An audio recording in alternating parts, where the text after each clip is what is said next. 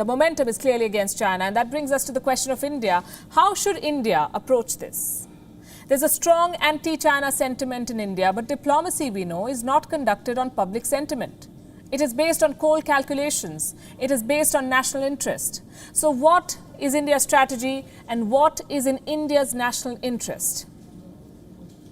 I want to say this first. The government of India has not spoken on record.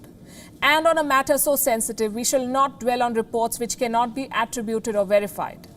So we'll focus on what we have and what we think is the best course of action.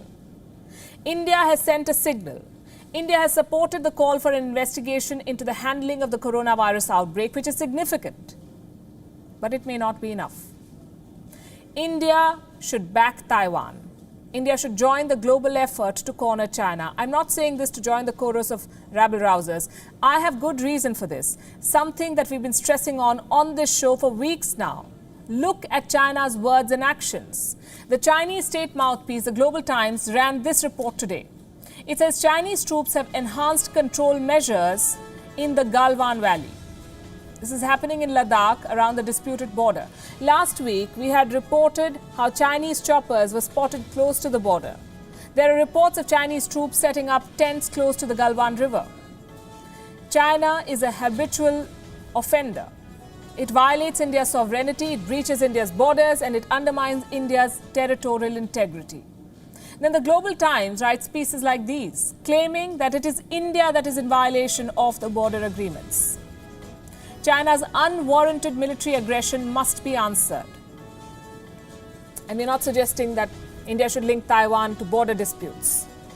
We're saying stand up for what's right, even if it upsets China, because China has shown scant regard for what upsets India. The world is acknowledging Taiwan's record on the coronavirus outbreak. India must support Taiwan's return to the WHO as an observer. There was a proposal to allow Taiwan to participate in the World Health Assembly. That proposal has been turned down. The United States issued a statement slamming the WHO for not allowing Taiwan at the World Health Assembly. Now, India has a chance to push for Taiwan's bid by voting in support of the observer status when the opportunity presents itself. A vote on Taiwan's status was supposed to be taken up. So far, there's no clarity on when that will happen. We will report that, of course. China has denied Taiwan a seat at this table by citing its own version of the One China policy. This One China view is nothing but the political position of the Communist Party of China. There is no reason why India has to accommodate it. China's list of infractions is a long one. Let me give you some examples. China opposes India's membership to the United Nations Security Council. China blocks India's entry to the Nuclear Suppliers Group. China bats for Pakistan. It tries to internationalize the issue of Jammu and Kashmir at the UNSC. It violates India's sovereignty by building infrastructure in Pakistan-occupied Kashmir. The most recent example, the deal to build a dam in Gilgit-Baltistan. To be fair, India has taken a firm stance when the need arises.